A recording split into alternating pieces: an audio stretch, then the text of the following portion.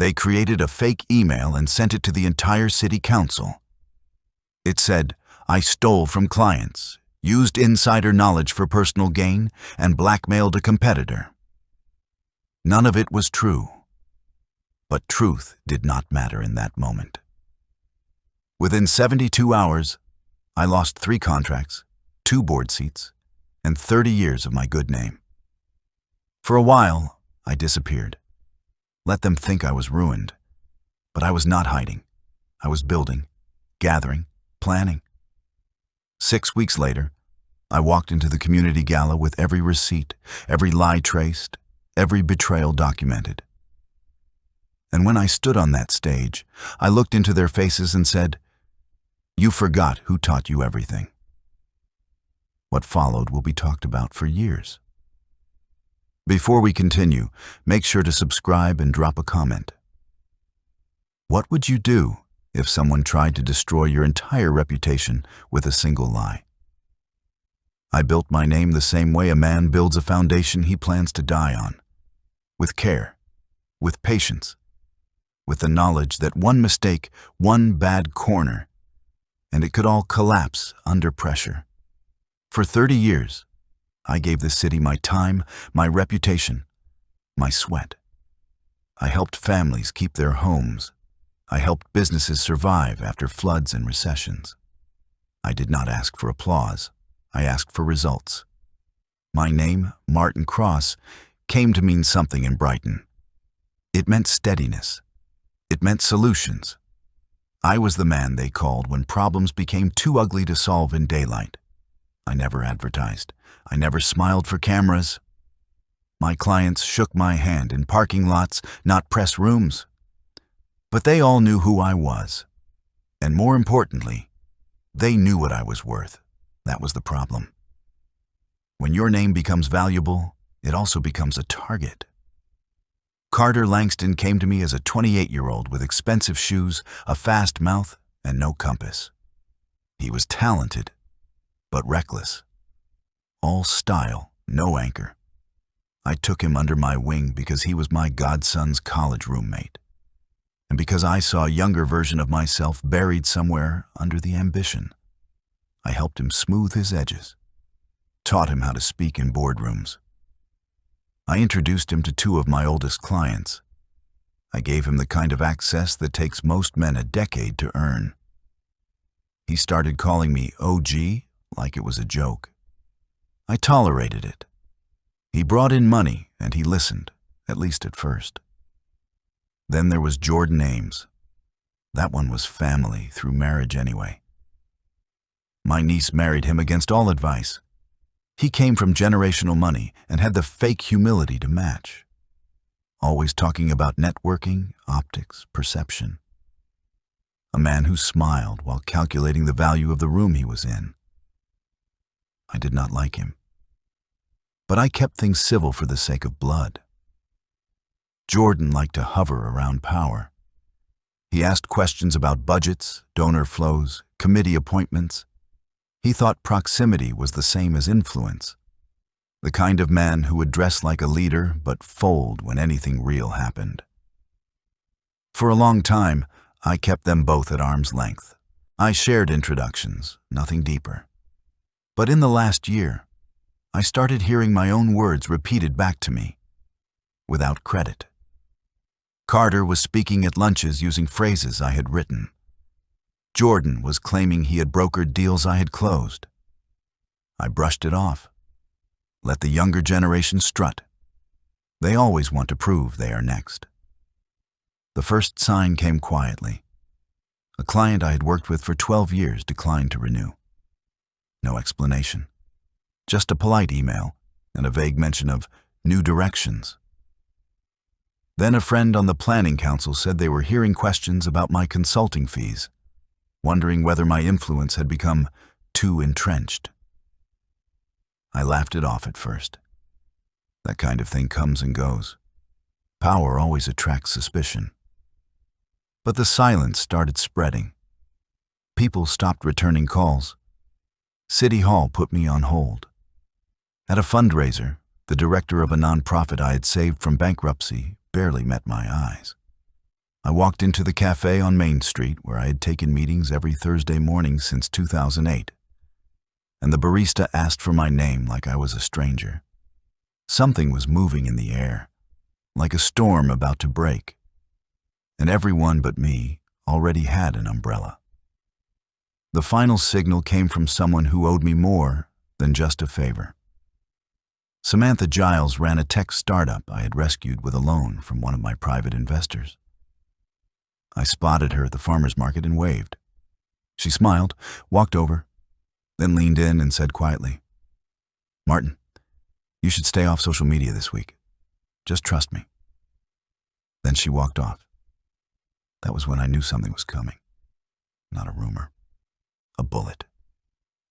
The next morning, I walked into the Chamber of Commerce meeting as usual. I wore my gray blazer with a subtle pinstripe, the one Maria used to iron for me when I had an important vote. It was routine. Third Thursday of the month, Room B at Midtown Commons. But the moment I stepped in, the temperature shifted.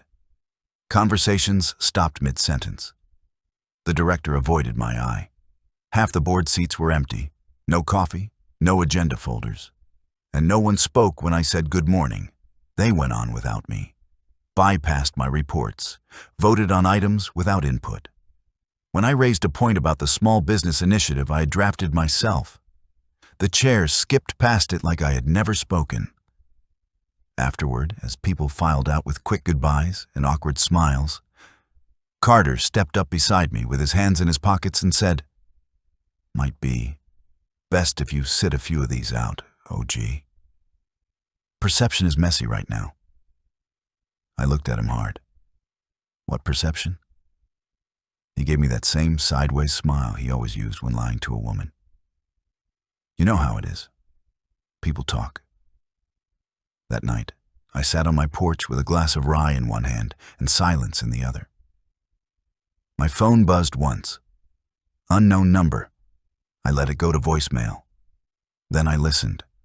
A woman's voice came through, filtered, flat, mechanical. "You should resign from the Brighton planning council immediately. If you do, the press might stay quiet. You are not as clean as you think, Martin." Then silence.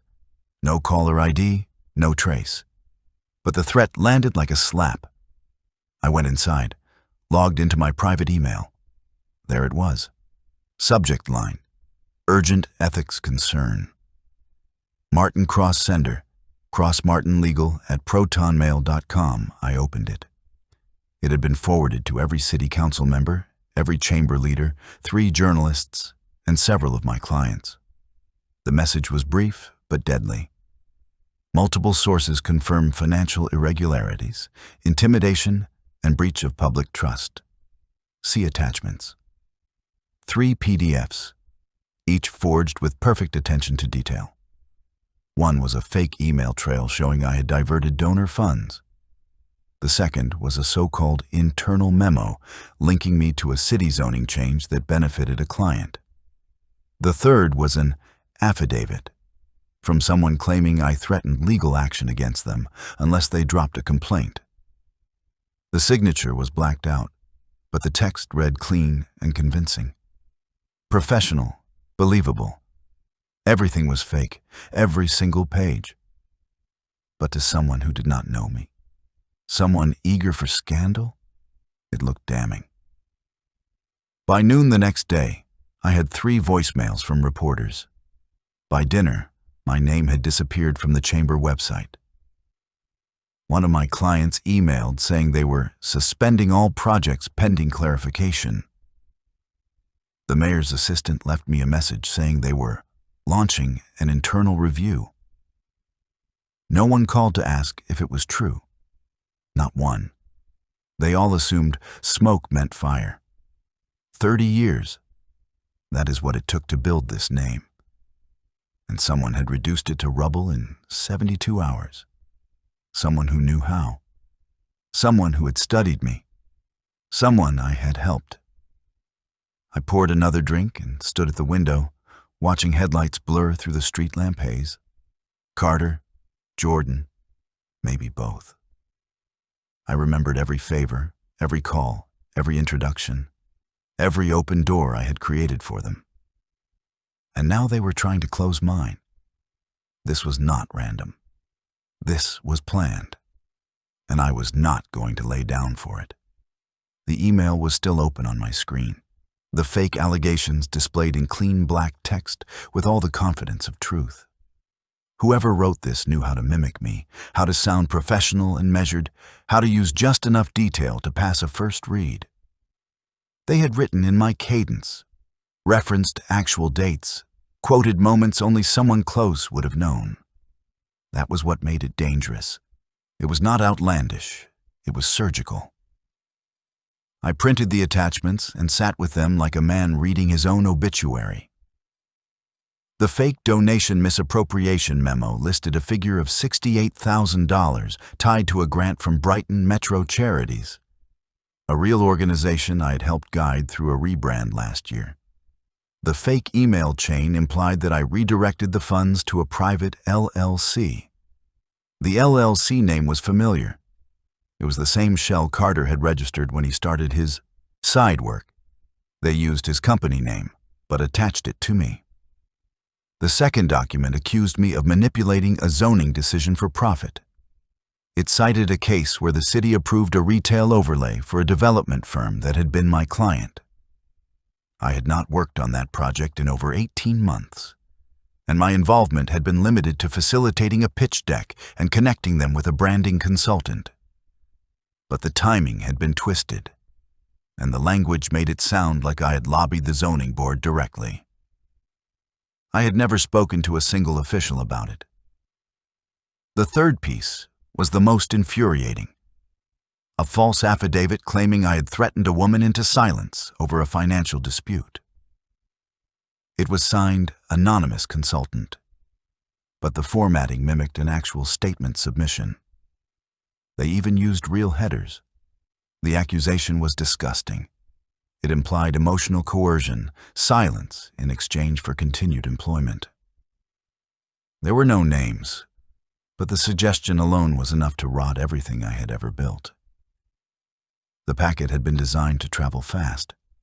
It looked clean, official, digestible. Meant for inboxes. Meant for journalists who love scandals that look too real to ignore. No lawsuit, no court documents, just a whisper turned into a dossier. The next morning, I arrived at my office building on Charles Avenue and found my access card no longer worked. The door buzzed red. I knocked. No answer. Inside, through the glass, I saw Marissa, my assistant of 6 years, at her desk. She looked up, saw me, then quickly picked up the phone. She mouthed something, avoided eye contact, and turned away. I stood outside the glass like a criminal. Cars passed behind me. Pedestrians crossed. The city kept moving like it had not just ejected one of its most loyal architects. I turned and walked back to my car. By lunchtime, 3 more emails had arrived from clients, each one polite, professionally cold. They were reviewing next steps. One even offered thanks for past service. I had not even had the chance to deny anything. I called Carter, straight to voicemail. I texted, "Call me. Now." No reply. That night, I turned on the news at 6 p.m. to see my own face staring back at me beneath the chyron. Local consultant under ethics review. The anchor's voice was neutral, careful. No official charges. But the damage was done. I recognized the reporter from Channel 7. Her name was Elise Mann. She had been at 2 fundraisers I helped host. She once interviewed me after I led a mentorship program for first-generation college grads. She knew me. And still she repeated the phrase, ethics complaint, like it was a headline, not a trap. There was no quote from me, no comment, no call asking for one. I watched the story end, then muted the television and sat in the quiet. The bottle of rye was still out. I ignored it. Something in me had shifted. The panic had burned off. What was left now was something colder. Purpose. The next morning, I dressed in a dark suit, same as always, and drove downtown to the Planning Council's quarterly meeting. I had a standing advisory role. It was not technically a voting seat, but my voice had weight. When I stepped through the doors of the Civic Building, security stopped me. The man at the front desk was polite but firm. He told me the council had removed my access badge, pending administrative discussion. I asked who initiated it. He did not answer. I asked to speak with the chair. He said she was unavailable. I stood there for a long moment, then handed him my visitor card and walked out. On the steps, I saw someone I had mentored years ago, Jasmine Rollins, now a mid-level operations manager for the city's energy department. She was walking in with a clipboard when she saw me. Her eyes widened. She paused like she wanted to say something, then turned away quickly. That hurt more than the access badge. I had helped Jasmine rewrite her resume line by line. I had vouched for her when others hesitated. And now, she could not even meet my eyes. Back in my car, I sat still for a long time. The city skyline stretched out in front of me. Buildings I had helped finance, teams I had advised, names I had lifted when no one else would touch them. I thought of every board I had served on, every handshake that was supposed to mean loyalty. My phone buzzed. A new message. It was from a blocked number. Just a sentence. Stay quiet, Martin. You're already dead. No punctuation, no name. Just the kind of message you send when you think a man has nothing left to lose. But they were wrong. I had lost clients. I had lost seats. I had lost allies. But I had not lost clarity, and I had not lost my memory. I remembered every file I had ever shared, every project folder, every person I had mentored, coached, loaned money to, or bailed out of failure. I remembered who had access to what, who knew what dates, who had stood beside me in rooms where donor contracts were signed.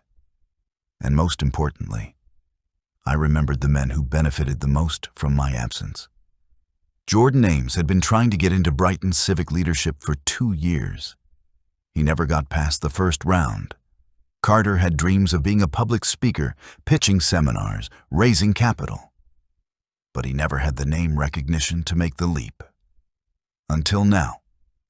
I opened my laptop and began typing their names into a fresh document. I added dates, connections, client overlaps. I started mapping every relationship that touched both of them. The air in my study felt thick. The only sound was the clicking of the keys as I began constructing the timeline of betrayal. They had started a war, not with guns or lawsuits, but with lies dressed in official fonts. It was time they learned that I knew how to fight back. But before I could plan anything, I had to walk through the wreckage. Because it was not just my career they came for. It was my name, my future, my place in the world. That kind of attack does not just dent your pride. It strips your identity bare. They had come for everything, and they were winning. By the end of the week, I had lost 4 major clients. Each one used the same language. Uncertain optics, ongoing concerns. We need to protect our reputation. They said it like I was the storm, not the house they had built with my blueprints. I had helped one of those firms survive a labor strike. The other I had kept afloat through COVID. I watched their emails come in one after the other, like knives disguised as memos. I had seen this kind of thing before. I just never imagined I would be on the receiving end. I stopped going to the office altogether. The locks had been changed. No one told me when. Marissa, my assistant, never returned my messages. I drove by once and saw a delivery man struggling with the door. I almost got out to help, then remembered I no longer had a key. I sat in the car while he propped the box against the frame and left. Inside that box could have been something I ordered 2 weeks ago, materials for a workshop I would never give. I stopped showing up to meetings, or more accurately, I stopped being invited. My calendar, once stacked with appointments and coffee chats and civic briefings, was suddenly clean. So clean, it made me sick to look at it. For years I had balanced 4 or 5 things at once, solving problems across industries, sometimes across city lines. Now I was left with nothing but empty squares and silence. The silence was the worst part. People I had once considered friends, people I had helped get funding, helped navigate divorce, helped save their children from legal trouble, stopped answering. Calls rang until voicemail. Emails went unread. Even text messages, short and casual, were met with blank space. And none of them, not one, asked if it was true. They just assumed it was easier to step back, to let me fall alone. I stopped shaving. I wore the same sweater 3 days in a row. I stayed inside and reread old newspaper clippings, photos of me shaking hands with city officials and nonprofit founders. I kept asking myself the same question over and over. How did they do it? How did they turn everything so quickly? The answer came one night while I was organizing files, trying to clear space in my study. I opened an old project folder and found a contract, one I had co-signed with Jordan last spring. At the time, it had seemed harmless. A real estate referral deal for a small redevelopment site near the riverfront. I had offered him a minor finder's fee for pointing me toward the developer. He never lifted a finger beyond that. Now, rereading it, I saw how they could twist it. The timeline could be bent to fit the fake zoning memo. The developer was a name listed in the smear email. It was subtle, but enough. That contract, once forgotten, was now a weapon against me. Jordan had probably kept his own copy. Carter, too. They had been laying bricks for months. I threw the folder across the room and sat on the floor, exhausted. The house felt colder than usual. Maybe it was me. Maybe it was what happens when you live inside a reputation that has already been declared dead. I heard my phone buzz in the other room. I did not want to check it, but something told me to. I picked it up and saw a name I had not seen in months. Alana. We had dated off and on for a year. She was smart, self-made, a gallery owner with an eye for character. We had gone our separate ways without drama, just a quiet agreement that our lives were moving in different directions. I still thought about her sometimes. Seeing her name now hit me harder than I expected. Her message was short. I hope the women are okay. My stomach twisted. The fake affidavit, the implied threats. The tone of her message was gentle, almost kind. She believed it. Not all of it, maybe, but enough to say something like that. I deleted the message without replying. Then I turned off my phone completely and walked outside into the night. The street was empty, houses quiet. I walked toward the corner where Maria and I used to take our Sunday strolls. She had been gone for 10 years now, but sometimes I still caught her voice in the wind, especially when the world turned sharp like this. I had lost her to cancer, not betrayal. But the grief now felt familiar. That same hollow ache in the chest, that same loss of language. I looked up at the sky, thick with clouds, no stars in sight, and I made myself a promise. They had taken my office, my boards, my clients, and now even the people who once claimed to love me. But they had not taken my mind. They had not taken my memory. And they had not taken the files I kept on everyone I ever worked with. That was going to be their mistake. I went home and poured the last of the rye. Then I opened my laptop and made a new folder. Its name was simple: Rebuild. Inside it, I created 5 subfolders. One for Carter, one for Jordan, one for each of the board members who had publicly removed me from leadership, and one for the media. That last one would come later, but I knew it would matter when the time came. I began sorting documents, contracts, emails, screenshots, messages, invoices, everything they thought I had forgotten. I had not. They wanted me quiet. They wanted me gone. But they had failed to remember something important. I built this town's reputation machine, and I knew exactly how to burn it down. But to do that, I first had to trace every hand that helped light the match. The hardest part about being framed is realizing that it only works because the lie has roots in something real. The most effective setups are not made from fantasy. They are built from pieces of truth, twisted just enough to look believable. That was exactly what Carter and Jordan had done. They had taken my life's work and used it like a loaded weapon. And now I was going to take it all back. The first thing I did was go back through the metadata. It took me 2 hours to dig through old backups and pull up the file structure from my shared Google Drive, the same one Carter had access to when we worked together. I never revoked his permission. Why would I? Trust, once given, becomes invisible. You do not think to check if someone has used it as a key to break into your life. Inside the folder was a draft memo I had written for a zoning reform panel 2 years earlier. It had been marked confidential and never sent. But there it was, its language eerily similar to the fake city planning document included in the forged ethics packet. Same phrasing, same bullet points. The difference was what they had changed: the dates, the names, the beneficiary. My name was now attached to a zoning approval I had never touched. They had used my real work as scaffolding and built their lie around it. I saved a copy to my local drive and flagged it. That was my first piece of evidence. Proof that the framing had started from inside my own files. Next, I pulled the email headers from the forwarded smear. It had come from a Proton Mail account, supposedly anonymous.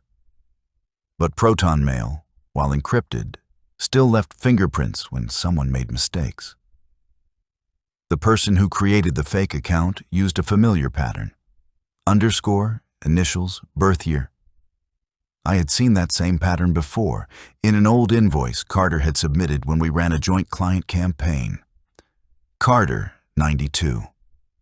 I ran a few searches. Sure enough, it lined up. Carter had created the burner account and used it to send the email pretending to be a whistleblower. And Jordan had written the documents. His voice was all over the wording, too polished, too concerned with optics.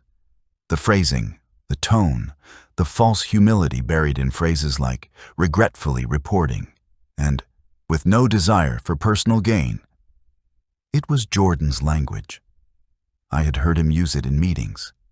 He thought if you wrapped cruelty in civility, no one would question your motives. By the end of the night, I had traced the email's origin to a co-working space on 5th and Blanchard. One of the routers there had logged a connection under Carter's business IP range 2 days before the smear dropped. They were careful, but not perfect. Arrogance always leaves a trail. I printed everything and filed it in a new binder. Then came the company. A month before the attack, Jordan had registered a new LLC. Quietly. No press, no partners listed, just a P.O. box and a generic name: Apex Strategy Collective. I remembered it because he once mentioned wanting to branch out into development consulting. I had smiled, nodded, never taken it seriously. He was always more interested in appearances than the grind. But this new company had taken on 2 of my former clients. Clients who pulled out of our contracts right after the scandal broke. It was too perfect. I pulled the public filings. Apex Strategy Collective had listed Carter Langston as Director of Operations. That was it. No other names. No investors. But the two of them were running it together, and they had built it with my client list. I checked my email logs from the past 6 months. I found at least 3 messages forwarded from my assistant's account to Carter's old inbox. I had assumed it was part of his archive access. I was wrong. He had kept tabs long after we stopped working together. Inside those forwarded emails were donor lists, planning documents, talking points I had used in my community leadership course. All of it now reworded on Apex's website as if they had created it themselves.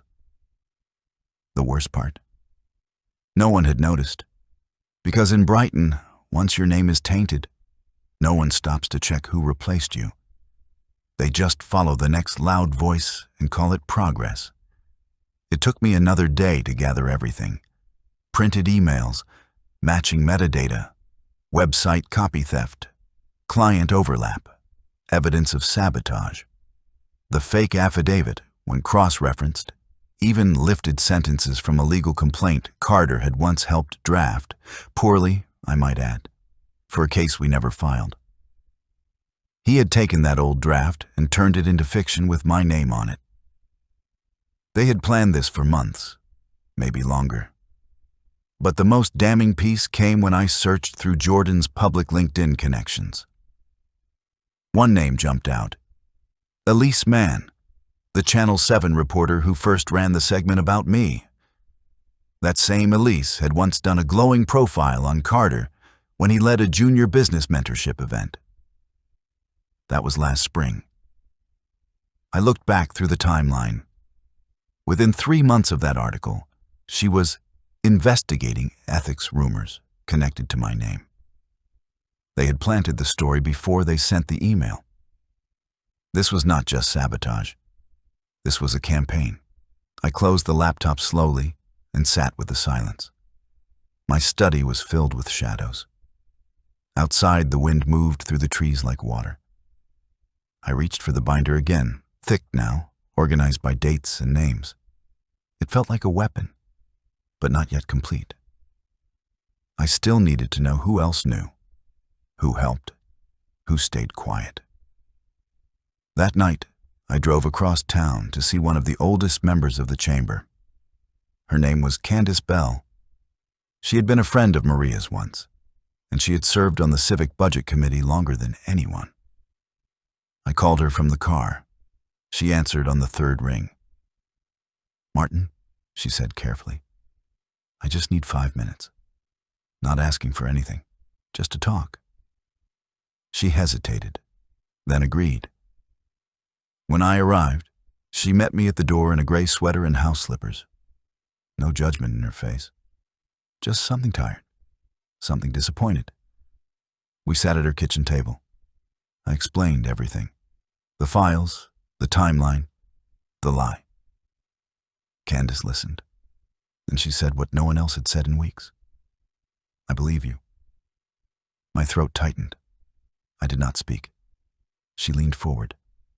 "But you need more than truth, Martin. You need an audience and a strategy." I nodded slowly. "I am not done," I said. "I did not think you were." Before I left, she handed me a name. A quiet donor.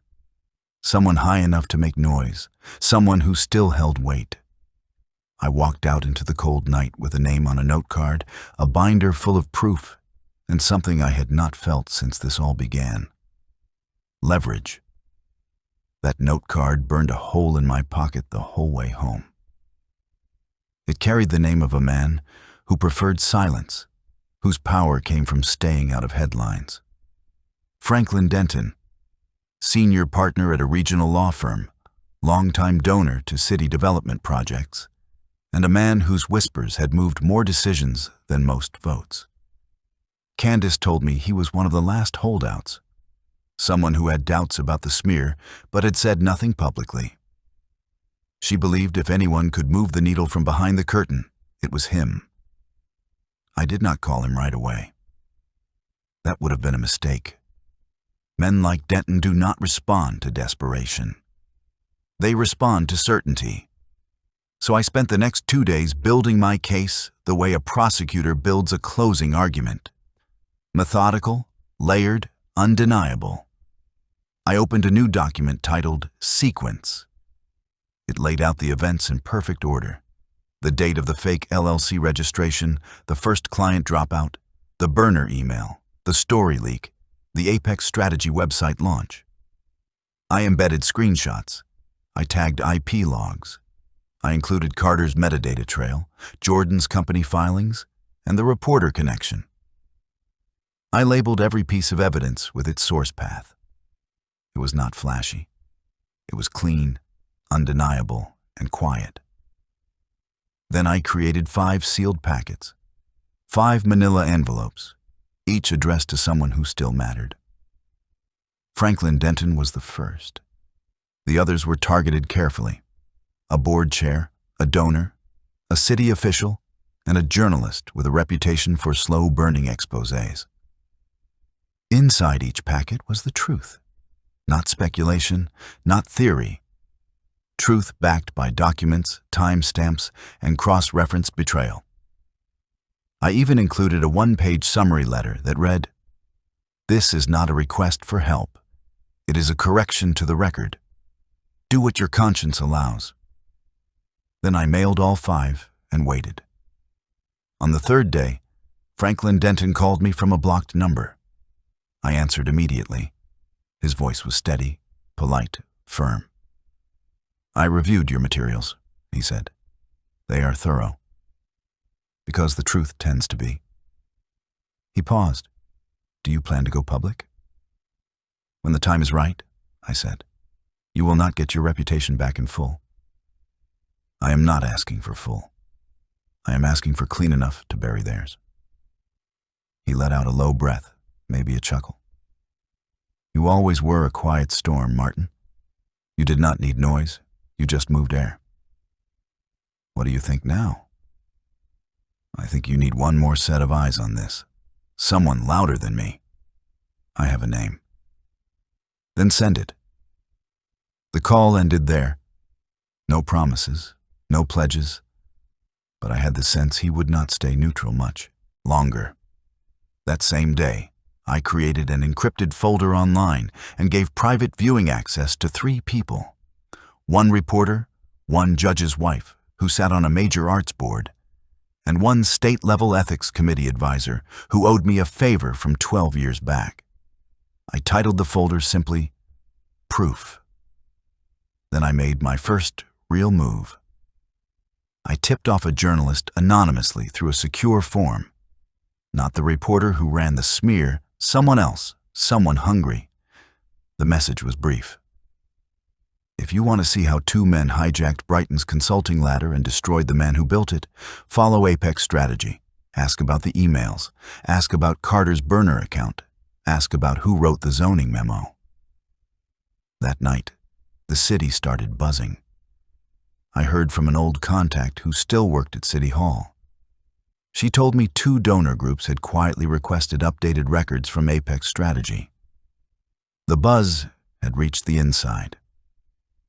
Jordan and Carter were not as secure as they thought. I stayed silent. No interviews, no rebuttals. That would have played into their hands. They wanted me angry and loud. I gave them nothing. Just shadows. Just quiet doubt. But I watched from a distance as Carter's social media presence suddenly dipped. No more posts about community leadership. No more polished videos about visionary consulting. His website was under maintenance. A silent panic. Jordan, meanwhile, posted a carefully worded update about navigating malicious rumors and defending his good name. The classic projection. A man worried about being outplayed, pretending to be wounded. That weekend, I attended a charity auction uninvited. I wore a navy suit. No fanfare. I stayed near the back, spoke to no one first. Let them see me before they heard me. A few turned and looked surprised. Some averted their eyes, but others nodded. A few even smiled. There was confusion in the room. That was what I wanted. Doubt is a contagion. Candace was there. She came to my side and whispered, "Word is getting around." "Then we're just getting started." She handed me a sealed note. No words, just an address, a journalist's home office. I went the next day. We met in person, off the record. I brought my binder and the drive. No emotion, just facts. I laid it all out. When I finished, she sat back in her chair and said, "If this checks out, it is the cleanest takedown I have ever seen." "Not a takedown," I said. "A correction." She asked if I wanted a quote in the piece. Not yet. Why now? Because the timing belongs to me again. Before I left, I gave her permission to use the documents as long as she waited 1 week. That would be enough time to finish what I had in mind. I did not want an article to break before I lit the next match. Back at home, I started preparing the second phase, reputation reversal. I wrote 5 letters, direct, factual, short, each one addressed to a person who had abandoned me, not to beg for forgiveness, to confront with grace. I know what was said. I know how it was built. And I know you did not ask the right questions. What you choose to do now says more than what you failed to do then. I did not send them yet, but I had them ready. Then came the unexpected moment that told me it was working. My phone rang. It was Carter. I let it go to voicemail. His message was cautious. "Oh, gee, hey, look, I know there's been some confusion. People are trying to divide the old team. I do not know what all you have heard. But I think we should talk. Clean the air." I played the message twice, then deleted it. He was scared. He should have been.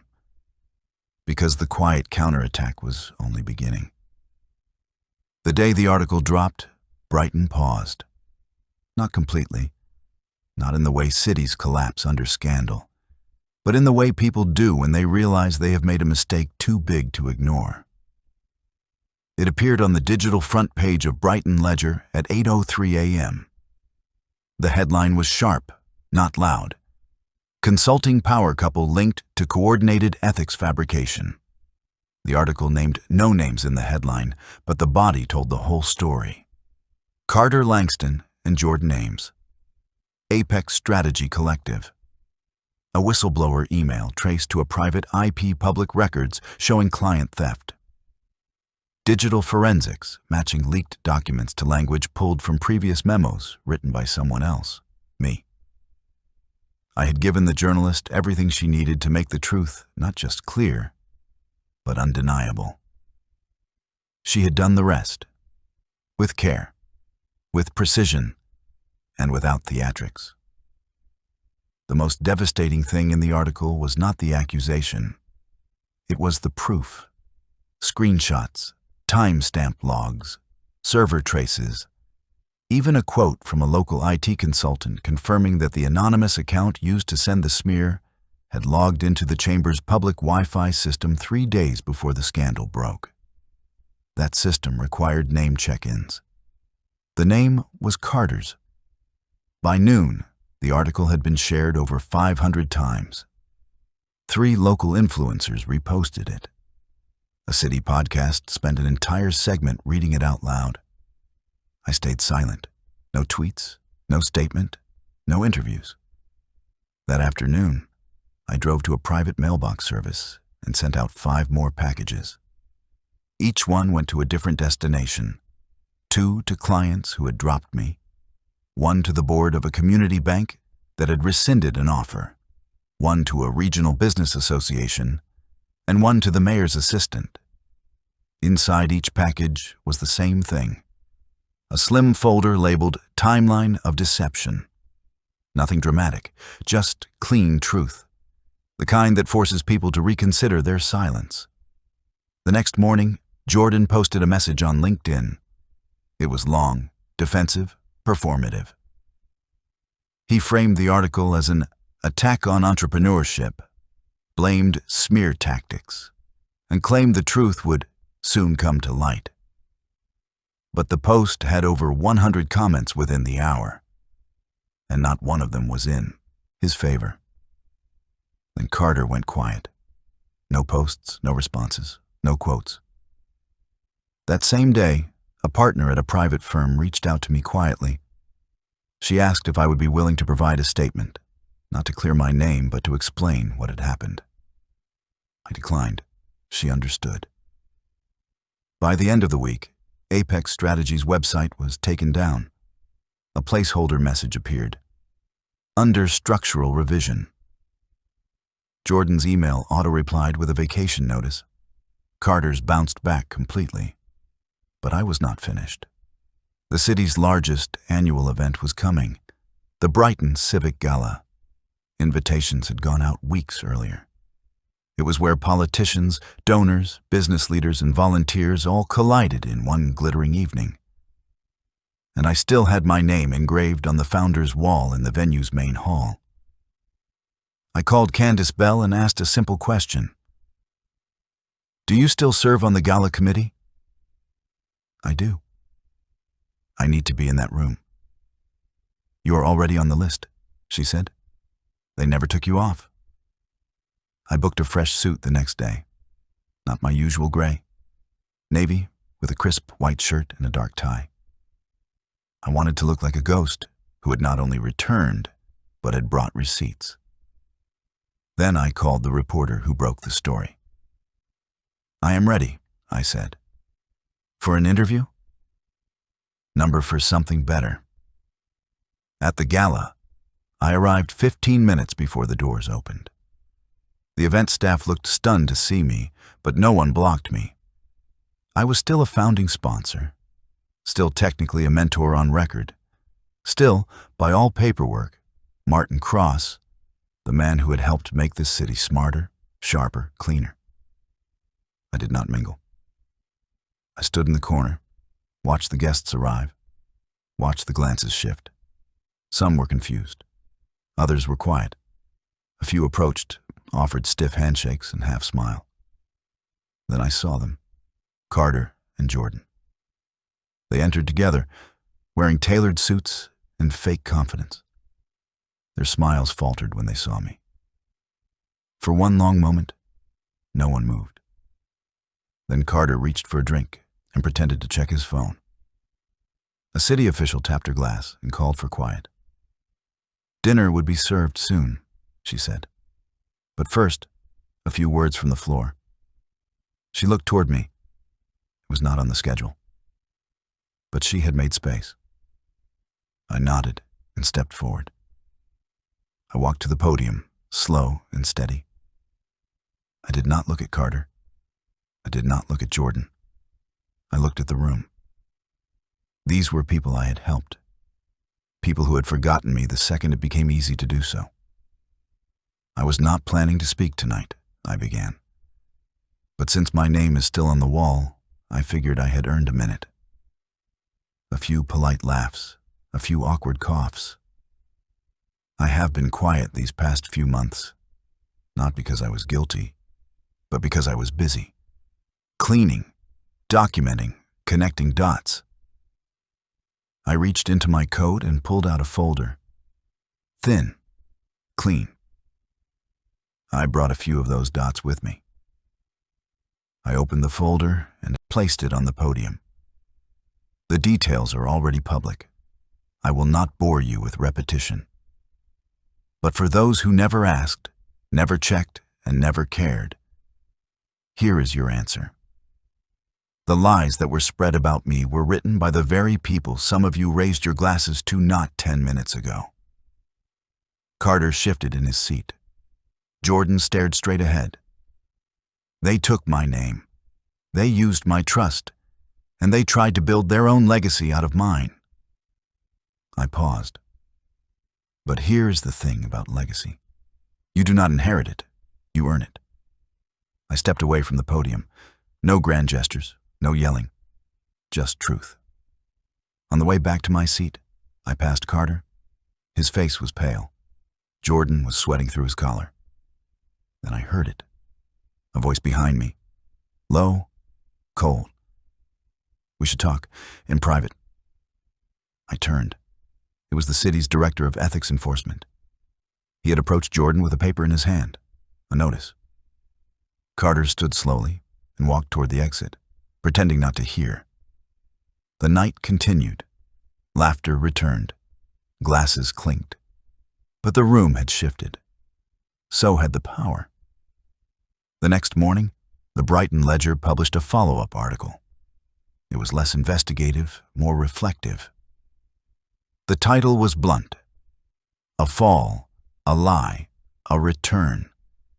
It detailed how two rising consultants had fabricated a scandal, stolen intellectual property, manipulated a reporter, and built their brand on the bones of a man they tried to erase. But what made this article different was not just the facts. It was the voices. It quoted two former clients of mine, both of whom had privately received my timeline of deception packet. They gave on-the-record statements admitting that they had withdrawn from my services based on hearsay and incomplete information. They did not apologize outright, but their words made it clear they had doubts now. Real, public doubts. And that was more valuable than an apology. It was validation, and it cracked the seal wide open. By noon, the chamber had issued a formal statement.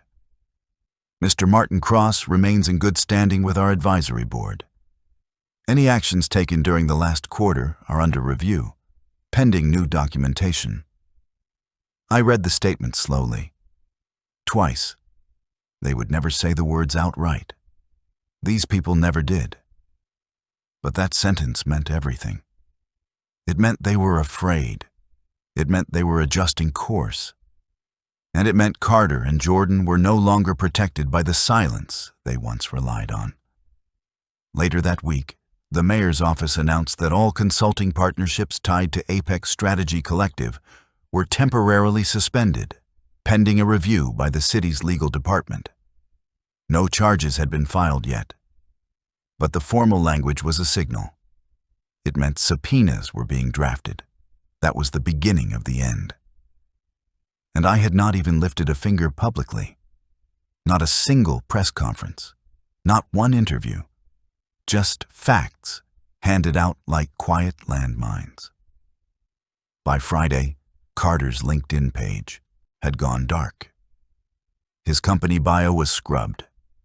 His face no longer appeared on the local mentorship board he used to brag about. A former intern posted a thread explaining how Carter had pressured junior staff into rewriting legacy materials to sound like his own work. That thread went viral locally.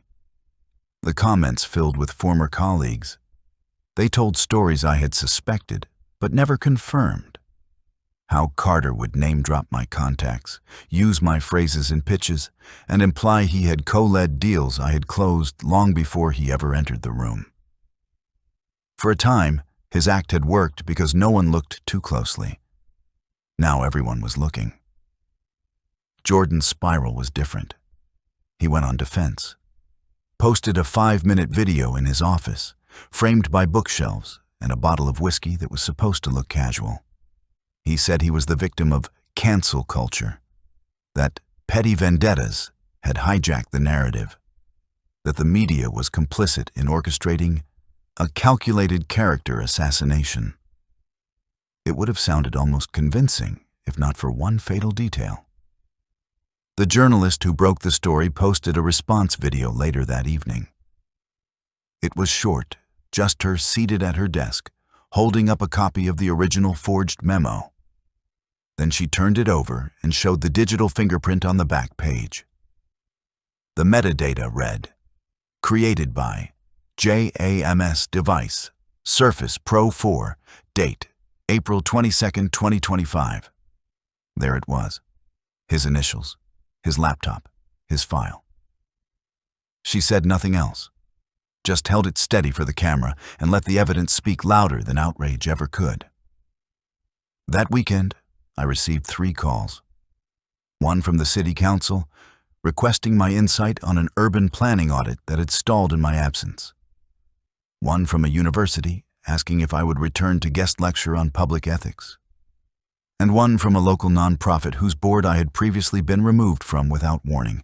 They wanted to meet, in person, to discuss a possible reinstatement. I did not say yes.